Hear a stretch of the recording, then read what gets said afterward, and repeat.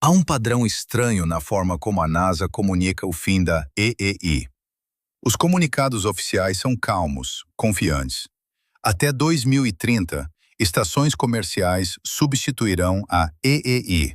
Os EUA manterão uma presença contínua em órbita. O contribuinte poupará dinheiro e o setor privado assumirá a órbita baixa. Tudo sob controle.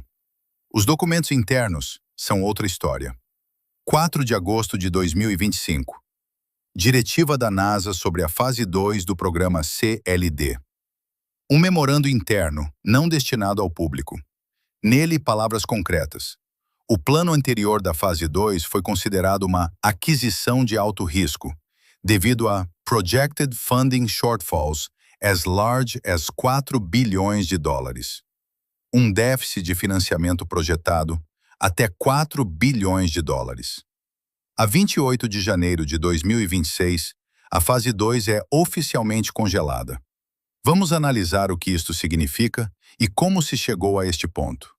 Primeiro, o que é a EEI e por que o ano de 2030 não está em discussão?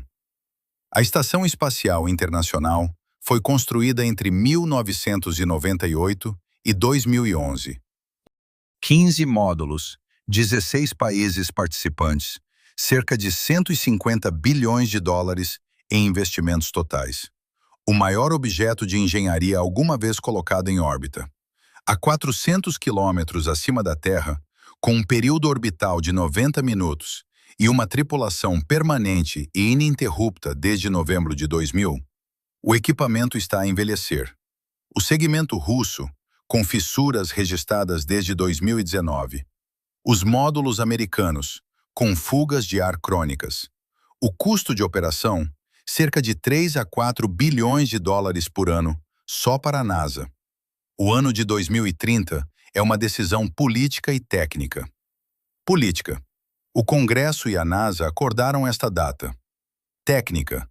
Prolongar a vida útil para além de 2030 exigiria inspeções e reparações dispendiosas, que poderiam ser mais caras do que construir uma nova estrutura. A data não está em discussão.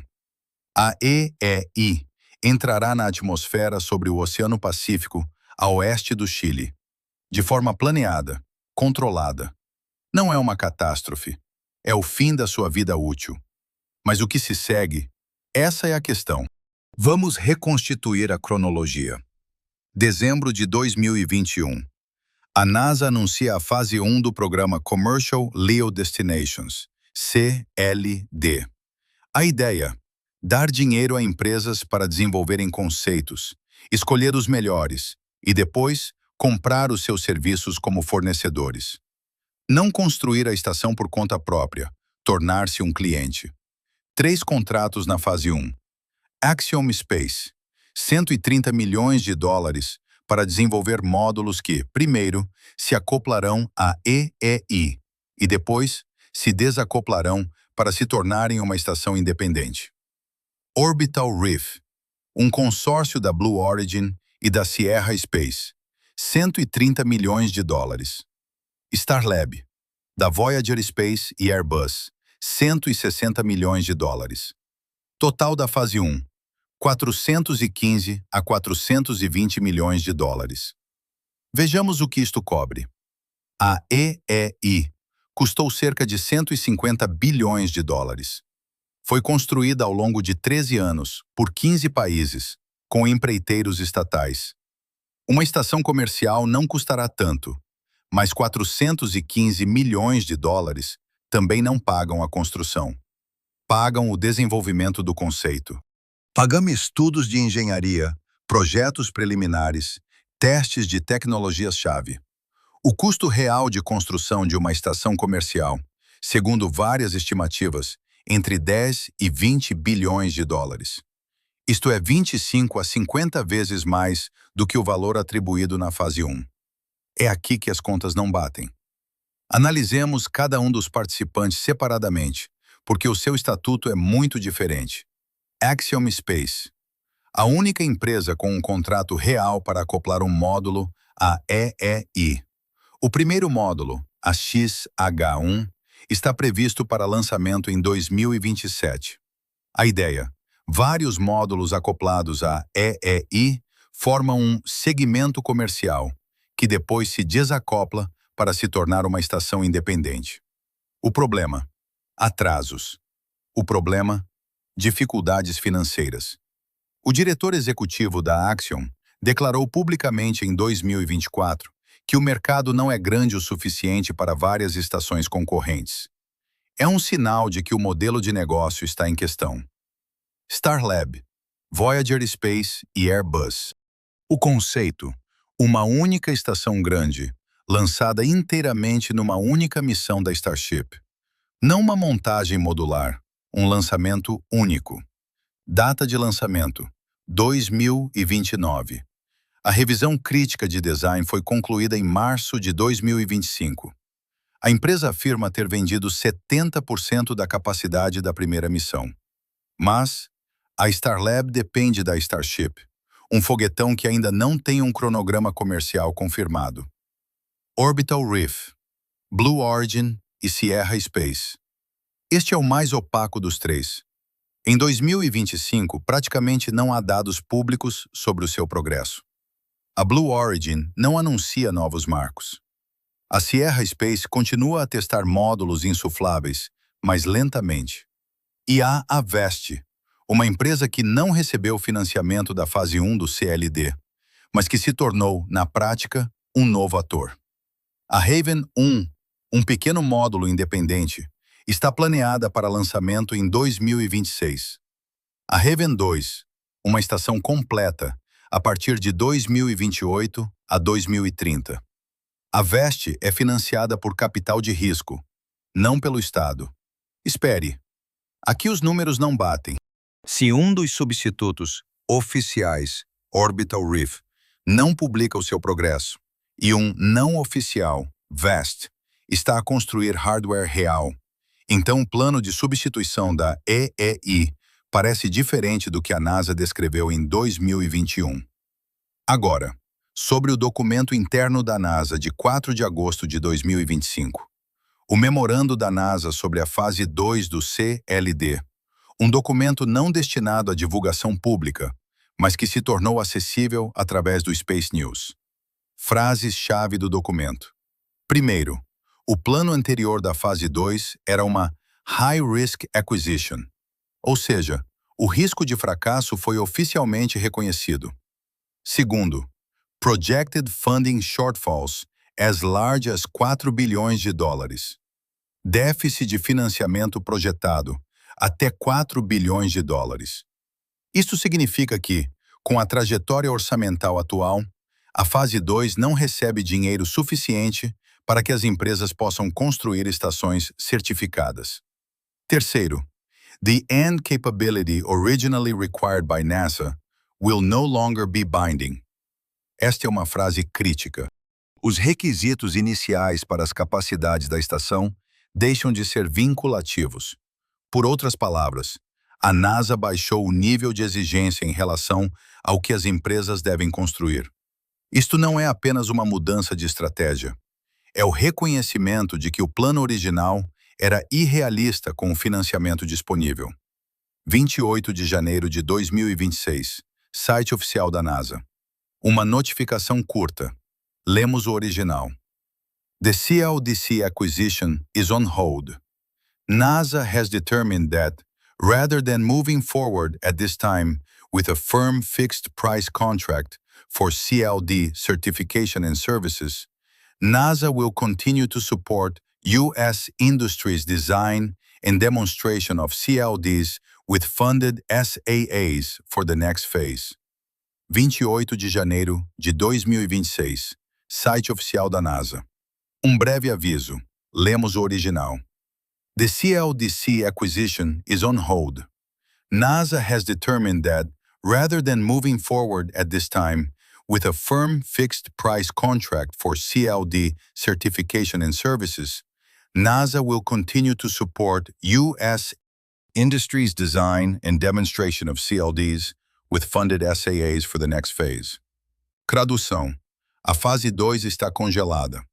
Em vez de um contrato de preço fixo para a construção, novamente acordos da Lei Espacial, Space Act Agreements, financiados para projeto e demonstração.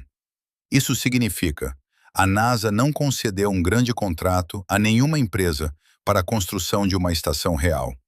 As empresas continuam na fase de projeto com subsídios do governo, não na fase de construção com financiamento comercial. Faltam 4 anos para a desorbitação da ISS. A mecânica de como essa lacuna surgiu é compreensível. Em 2021, a lógica era a seguinte: a NASA concede pequenas subvenções para a fase 1. As empresas atraem capital privado. O mercado para o uso comercial da órbita cresce e o financiamento se expande por conta própria. O que deu errado?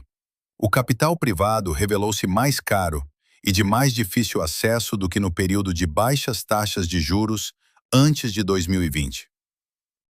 O mercado para o uso comercial da órbita, pesquisa, manufatura, turismo, não cresceu aos volumes que poderiam justificar grandes investimentos.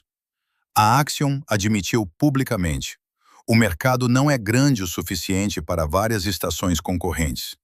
Se o mercado é pequeno, os investidores não investem.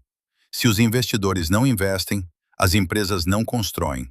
Se as empresas não constroem, a NASA olha para a data de 2030 e para o espaço vazio onde deveria haver uma estação. Foi uma decisão. Ela foi tomada em 2021.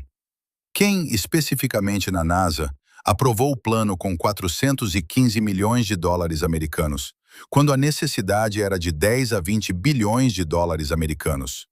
Não há resposta nos documentos públicos.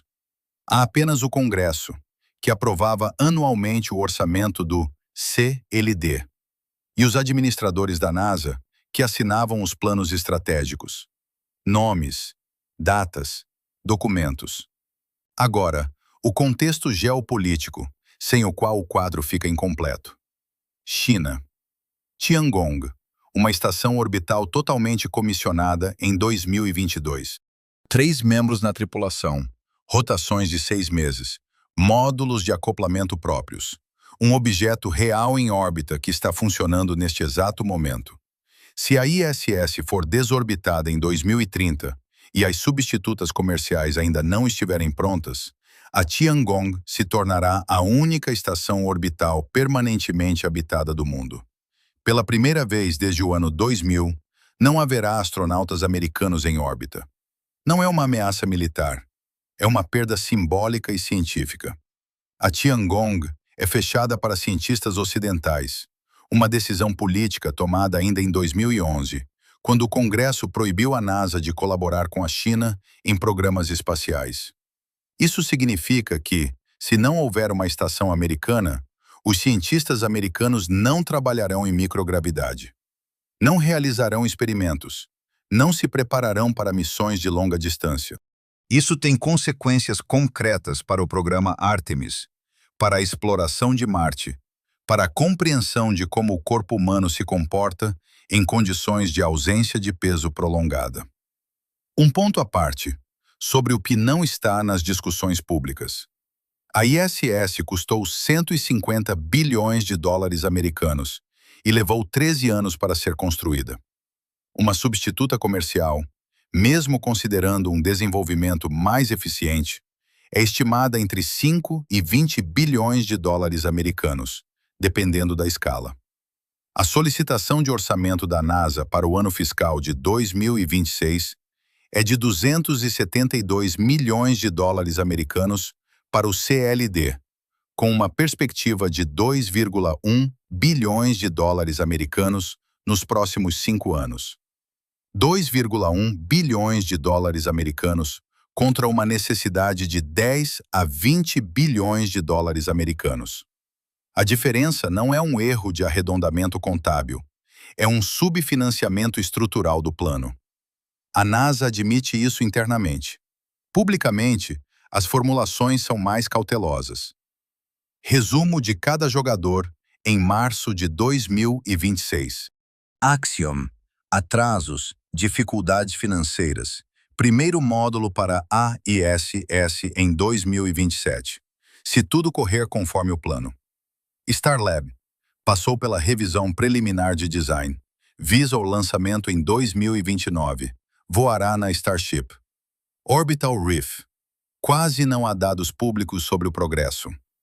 Vest está construindo hardware real, a Haven 1, com lançamento em 2026, não recebeu financiamento da fase 1 do CLD. O contrato da fase 2, que deveria dar às empresas o dinheiro para a construção real, oficialmente congelado desde 28 de janeiro de 2026. ISS 2030. 4 anos até a desorbitação. A conclusão concreta que se segue de tudo isso. A NASA concedeu 415 milhões de dólares americanos para a fase 1, o desenvolvimento de conceitos. É uma quantia razoável para conceitos. A fase 2 deveria fornecer o dinheiro real para a construção. Isso não aconteceu. Documentos internos falam de um déficit de até 4 bilhões de dólares americanos. A fase 2 está congelada. Nenhuma das substitutas oficiais da ISS está sendo construída com dinheiro suficiente para concluir uma estação completa. As empresas dependem de capital privado, que não chegou no volume esperado. Não é uma conspiração, é um problema estrutural de planejamento estratégico. Transferir a responsabilidade para um mercado que ainda não está pronto para assumi-la. Quem tomou a decisão sobre essa alocação de fundos em 2021? Os nomes específicos estão nos documentos do Congresso e da NASA. Nas audiências orçamentárias, nos planos estratégicos aprovados. Foi uma decisão, e ela tem autores. A questão em aberto é concreta. Se em 2030 a ISS for desorbitada e nenhuma estação comercial estiver pronta para receber uma tripulação, quem é responsável pela lacuna? A NASA, que desenvolveu um plano com financiamento insuficiente? O Congresso, que aprovou o orçamento? As empresas, que pegaram o dinheiro e não atraíram capital privado suficiente? Os documentos existem. As datas das decisões estão registradas. É preciso ler o original, e não os comunicados de imprensa que dizem que a substituição está dentro do cronograma. Agora, sobre o que é a ISS como um objeto de engenharia, porque a escala é importante para entender a tarefa de substituí-la. A ISS pesa cerca de 420 toneladas. Seu comprimento é de 109 metros, aproximadamente o de um campo de futebol. O volume habitável é de cerca de 916 metros cúbicos. É como 6 apartamentos de 2 quartos em uso contínuo, em condições de vácuo, radiação e microgravidade. O sistema de suporte à vida da ISS, o ECLSS, regenera água a partir da urina e do ar exalado. Isso não é exótico, é uma necessidade. Cada quilo de água trazido da Terra custa milhares de dólares. O oxigênio é produzido pela eletrólise da água. O dióxido de carbono é absorvido por cartuchos químicos. Todos esses sistemas foram desenvolvidos, testados e certificados pela NASA ao longo de décadas. Nenhuma das empresas comerciais que pretendem substituir a ISS tem uma experiência documentada semelhante na operação de tais sistemas em condições orbitais reais. Isso não significa que elas não conseguirão. Significa que estão começando do zero em áreas cruciais, enquanto a ISS tem 25 anos de manutenção em seu histórico. Sobre o preço de um astronauta em órbita, mais um fato concreto. Quando o ônibus espacial foi aposentado em 2011, a NASA pagava à Roscosmos cerca de 55 mil dólares americanos por dia por um assento na Soyuz para um astronauta americano. Por quase uma década, foi o único meio de chegar à ISS. A Crew Dragon da SpaceX mudou isso a partir de 2020. O custo do assento é menor que o da Soyuz, embora a NASA não revele os números exatos. Se após 2030 não houver uma estação americana, a questão não é apenas onde os astronautas vão viver, mas a quem pagar pelo acesso à órbita. Se a Tiangong for a única, Os EUA não terão acesso por razões políticas. Se houver apenas a VAST ou a Axiom com capacidade limitada, cria-se um gargalo para todo o programa orbital. Um ponto à parte, sobre a Rússia, porque a ISS é um programa internacional e a Rússia é um parceiro-chave. O segmento russo fornece a propulsão para corrigir a órbita da ISS. Sem os motores do Zvezda ou das naves Progress, a estação perde altitude gradualmente. É uma dependência crítica que existe desde o início. Em 2022, após a invasão da Ucrânia, a relação entre a NASA e a Roscosmos entrou em modo apenas técnico. Os voos conjuntos continuam sob acordos assinados antes de 2022. O que acontecerá após 2030 é uma incógnita. A Rússia anunciou planos para sua própria estação orbital, a ROS, Estação de Serviço Orbital Russa. O primeiro módulo está previsto para 2030 a 2032. O financiamento e a viabilidade dos prazos são questionáveis. A Roscosmos enfrenta restrições orçamentárias e problemas de pessoal. Se a Rússia sair da ISS antes de 2030 ou não fornecer a propulsão, a data do afundamento se aproxima. A NASA considera isso em seus cálculos. Sobre o que acontece no afundamento da ISS, porque afundamento soa simples, mas o processo é complexo.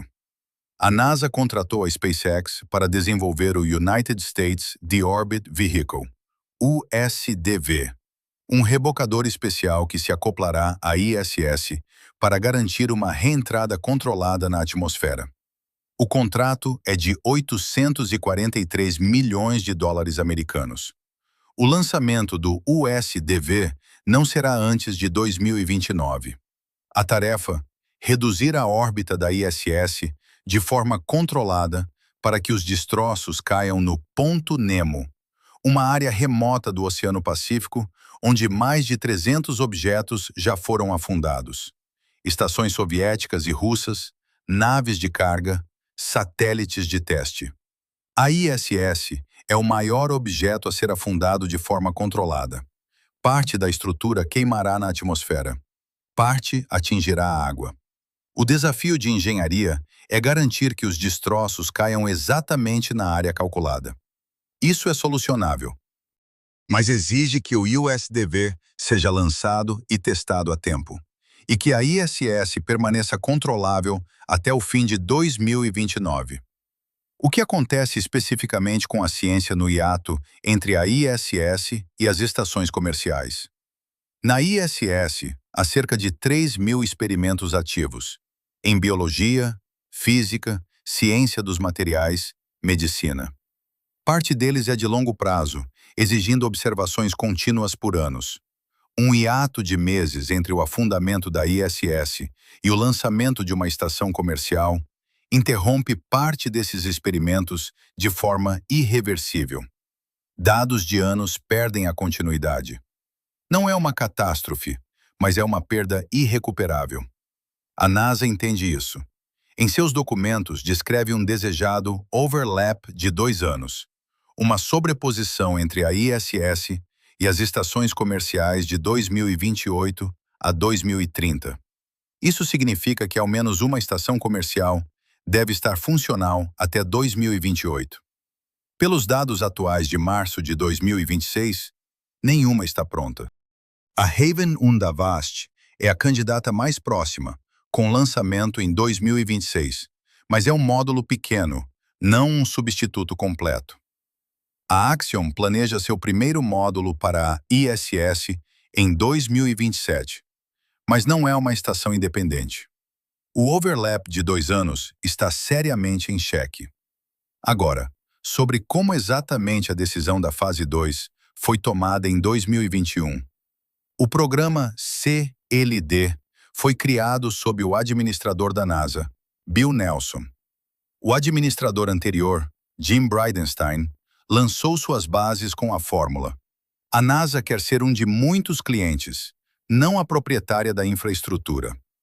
É uma estratégia conceitualmente correta. Funciona para a logística de carga, SpaceX, Northrop Grumman, Orbital ATK levam cargas à ISS desde 2012. Funciona para voos tripulados. A Crew Dragon da SpaceX desde 2020. A questão é se funciona para construir infraestrutura do zero. Para a logística, o mercado já existia. Lançamentos de satélites militares e comerciais garantiam a economia de base. As empresas não construíam foguetes só para a NASA. Para estações orbitais, o mercado ainda não existe. Turismo, farmácia, produção em microgravidade são áreas promissoras, mas sem demanda em larga escala confirmada no momento. Os investidores veem isso. É uma diferença estrutural que a NASA, a julgar por documentos de 2025, não considerou plenamente em 2021. Sobre a China e a geopolítica, em mais detalhes. A Tiangong não é só uma estação orbital. É uma demonstração da autossuficiência tecnológica da China na astronáutica tripulada. A China não depende da Soyuz nem da Crew Dragon. O stack completo, foguete longa marcha 5B, nave Shenzhou, estação Tiangong, é de desenvolvimento chinês. A Tiangong está aberta à cooperação com vários países. Paquistão, EAU e agências europeias discutiram participação. A ESA sondou a possibilidade de experimentos conjuntos. Os EUA estão totalmente de fora. A famosa emenda Wolf de 2011 proíbe a NASA de financiar qualquer interação com organizações espaciais estatais chinesas. Se após 2030 os EUA ficarem sem sua estação, não é só uma perda simbólica.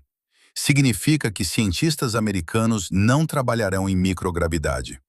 Isso atrasa programas que exigem experimentos orbitais, da medicina à ciência dos materiais. Ao mesmo tempo, a China convida outros países para colaborar na Tiangong. É o soft power através da órbita. Um detalhe final, sobre o que a NASA disse diretamente. Da diretiva de 4 de agosto de 2025, To reduce the potential for a gap of a crew-capable platform in LEO, it is important to move quickly in the acquisition using available funds. Tradução. Para reduzir a probabilidade de um hiato na presença de tripulação em órbita, é necessário agir rapidamente dentro do financiamento disponível. Este é um documento oficial da NASA que reconhece: a lacuna é uma ameaça real, não hipotética. Do site oficial do JSC, de 28 de janeiro de 2026. The CLDC acquisition is on hold. Isto não é um abrandamento, nem uma revisão. É uma pausa no processo de adjudicação de contratos. 2 documentos. Um conjunto de dados. A posição oficial nos comunicados de imprensa é: estamos a avançar para a substituição da EEI. A posição oficial nos documentos internos é: existe o risco de uma lacuna. O financiamento é insuficiente. A fase 2 está em pausa. É preciso ler o original. O balanço final completo. 1998. Primeiro módulo da EEI, Usária. 2011. Conclusão da montagem. 2021. A NASA atribui 415 milhões de dólares para os conceitos de substituição, quando a necessidade é de 10 a 20 mil milhões. 4 de agosto de 2025. Um documento interno reconhece um déficit de até 4 mil milhões de dólares e o risco de uma lacuna na presença em órbita. 28 de janeiro de 2026. A fase 2 é oficialmente congelada. 2027. Primeiro módulo da Axiom acoplado à EEI, se tudo correr como planeado. 2029. Starlab, se for lançada na Starship dentro do prazo. 2030. A EEI é afundada no oceano. Daqui a 4 anos. Nenhuma empresa recebeu um contrato para a construção de uma estação completa. A fase 2 está congelada. Conclusão concreta. O risco de uma lacuna na presença americana em órbita é real, não hipotético. Isto é reconhecido em documentos oficiais da NASA. Quem é responsável pelo plano em que 415 milhões de dólares deveriam lançar um mercado de 10 a 20 mil milhões? Os nomes existem no Congresso e na NASA, nas audições orçamentais, nos documentos estratégicos assinados. Esta é uma decisão, não é um segredo, e ela tem autores. Um último aspecto que geralmente fica fora do debate público. A EEI não é apenas um projeto americano. É um acordo internacional com a participação dos EUA, Rússia, Europa, ESA, Japão, JAXA e Canadá. Quando a NASA toma a decisão de terminar a EEI em 2030, é uma decisão política que afeta todos os parceiros. As agências europeias e japonesas não constroem as suas próprias estações orbitais. Não têm acesso tripulado independente ao espaço. Não existem foguetes tripulados europeus nem japoneses. Os astronautas da ESA e da JAXA voam em naves americanas ou russas. Isto significa que, se a substituta americana da EEI se atrasar, os europeus e os japoneses também perdem o acesso à órbita. Eles não têm alternativa. Sobre como a lacuna se traduz em números. A EEI mantém uma tripulação permanente de 6 a 7 pessoas. Se a lacuna entre a EEI e as estações comerciais for de 1 ano, são 365 dias sem astronautas americanos em órbita. 365 dias de experiências suspensas. 365 dias em que a Tiangong é o único lugar habitado no espaço. E sobre um facto da EEI que raramente é mencionado na discussão sobre a sua substituição. A EEI é o único lugar no Sistema Solar, além da Terra, onde pessoas vivem neste exato momento. Tudo o que sabemos sobre como o corpo humano se comporta durante uma permanência prolongada em microgravidade foi obtido lá. Atrofia muscular, perda de massa óssea, alterações na visão, o efeito da radiação a nível celular. Uma viagem a Marte dura cerca de 8 meses, só de ida. Sem compreender os efeitos fisiológicos a longo prazo, é perigoso enviar pessoas para lá. Uma lacuna na presença orbital é uma pausa na preparação para o espaço profundo. Mais um facto concreto sobre como a NASA formula o risco. Em dezembro de 2024, a NASA publicou a Low Earth Orbit Microgravity Strategy. Nela, a agência declara o desejo de manter uma presença 24/7, uma presença humana contínua em órbita. Mas, no mesmo documento, a NASA admite: a transição comercial might leave gaps in this heartbeat. Heartbeat, o pulsar. A presença contínua. A própria NASA escreve que o pulsar pode ser interrompido. Um documento oficial de dezembro de 2024. Não são previsões de analistas externos.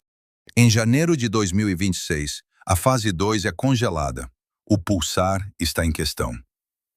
O balanço final completo.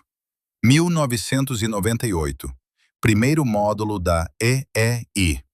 2021. 415 milhões de dólares para a fase 1 do CLD, com uma necessidade de 10 a 20 mil milhões.